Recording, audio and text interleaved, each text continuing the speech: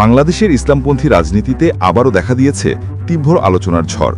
কারণ হেফাজতের ইসলামের আমির মুহিবুল্লাহ বাবুনগরীর সাম্প্রতিক বক্তব্য। তিনি জনগণকে আহ্বান জানিয়েছেন জামাতে ইসলামীকে ভোট না দিতে।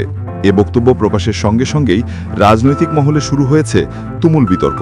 একদিকে বিএনপি শিবিরে খুশির জোয়ার, অন্যদিকে জামাত সমর্থকদের মধ্যে ক্ষোভ আর হতাশা। প্রশ্ন উঠছে, একজন অরাজনৈতিক সংগঠনের আমির কেন হঠাৎ করে এমন রাজনৈতিক আহ্বান দিলেন? এটা কি সত্যি ধর্মীয় বিশ্লেষণ, নাকি রাজনৈতিক টোপে পড়ে বিভ্রান্তির ফল? কারণ হেফাজতে ইসলাম তো বরাবর দাবি করেছে তারা কোনো দলের সঙ্গে সম্পৃক্ত নয়, তারা কেবল ইসলাম ও কওমি শিক্ষার স্বার্থে আন্দোলন করে। কিন্তু বাস্তবে দেখা যাচ্ছে বর্তমান আমিরের বক্তব্য রাজনৈতিক মঞ্চের ভাষার চেয়েও কঠিন। অনেকে বলছেন মুহিবুল্লাহ বাবুনগরীর বক্তব্যে যুক্তি নয়, রয়েছে ব্যক্তিগত লোভ আর দলীয় প্রভাব। একসময় যিনি আওয়ামী লীগকে বলেছিলেন ২০০ বছর ক্ষমতায় থাকলেও সমস্যা নেই, আজ তিনি জামাতকে বলছেন ওদের ভোট দিলে ইসলাম ধ্বংস হবে। এই দুই বক্তব্যের মধ্যে কোথায় ইসলামী ন্যায্যতা, কোথায় আলেমের প্রজ্ঞা?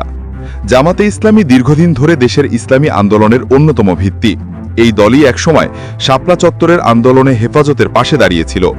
জামাতের নেতাকর্মীদের রক্ত, ত্যাগ এবং মিডিয়ায় নিষেধাজ্ঞা সবকিছুই প্রমাণ করে তারা ইসলামী মূল্যবোধের জন্য লড়েছে, সুবিধার জন্য নয়। আর এখন সেই দলের বিরুদ্ধে মিথ্যা তহমত, গীবত আর কটাক্ষ করা, এটা কি ইসলামের শিক্ষা নাকি রাজনীতির কৌশল? দীর্ঘদিন ধরে ইসলামপন্থীদের একত্র করতে চেষ্টা করছে, কিন্তু যখনই বড় কোনো ইসলামী জোট গঠিত হয় তখনই কিছু প্রভাবশালী আলেম হঠাৎ করে জামাত বিরোধী বক্তব্য দিয়ে একতা ভাঙার চেষ্টা করেন। এবারও তার ব্যতিক্রম হয়নি।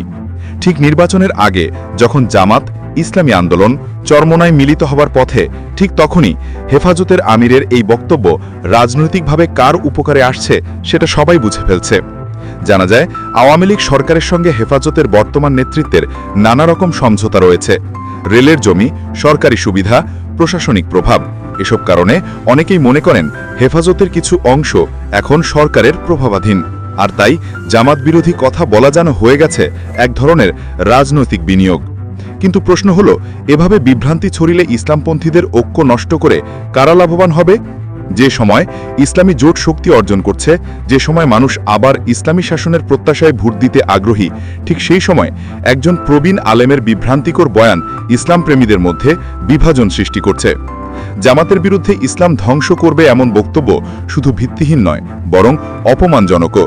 কারণ এই দলই একসময় আল্লামা দেলোয়ার হোসেন সাঈদীর নেতৃত্বে ইসলাম প্রতিষ্ঠার আন্দোলনে নেতৃত্ব দিয়েছিল। এই দলই রক্ত দিয়েছে, ত্যাগ স্বীকার করেছে, নির্যাতন সহ্য করেছে। তাদের বিরুদ্ধে এখন মিথ্যাচার মানে সত্যের বিরুদ্ধে অবস্থান নেওয়া। ধর্মীয় নেতৃত্বের দায়িত্ব হলো মানুষকে ঐক্যের পথে আনা, বিভেদ নয়। কিন্তু মুহিবুল্লাহ বাবুনগরী যেন উল্টো কাজটাই করছেন। তিনি একদিকে ইসলামী দলগুলোকে দুর্বল করছেন, অন্যদিকে সেকুলার রাজনীতিকে শক্তিশালী করছেন। বক্তৃতায় তিনি যাই বলুন, বাস্তবে তার বক্তব্যে খুশি হচ্ছে ইসলামের শত্রুরাই। এখন সময় এসেছে ইসলামপ্রেমী জনগণের চিন্তা করার, আমরা কি আলেমের নাম ভরসা করে বিভ্রান্ত হব, নাকি চোখ খুলে বুঝব কে সত্যিকারের ইসলামের জন্য কাজ করছে? জামাত, চরমোনাই ইসলামী আন্দোলন, এই সব দলগুলোই আজ ঐক্যের পথে হাঁটছে। এই ঐক্যই আগামী নির্বাচনে ইসলামী শক্তির বিজয় আনতে পারে। একজন ব্যক্তির ভুল বা রাজনৈতিক প্রভাবে সেই ঐক্য নষ্ট হতে দেওয়া যাবে না। শেষ পর্যন্ত সিদ্ধান্ত জনগণের হাতে। বক্তৃতা শুনে নয়, কাজ দেখে মানুষ ভোট দেয়। জামাত যে ইসলাম, দেশ আর ন্যায়ের জন্য কাজ করেছে তার সাক্ষ্য ইতিহাস নিজেই বহন করছে। আর যারা বিভ্রান্তি ছড়ায় তারা ইতিহাসের আস্থা করে হারিয়ে যায়। তাই এখন সময় একতা, সচেতনতা আর সত্যকে আঁকড়ে ধরান। বিভেদ নয়, ঐক্যই ইসলামপন্থীদের জয়ের একমাত্র পথ।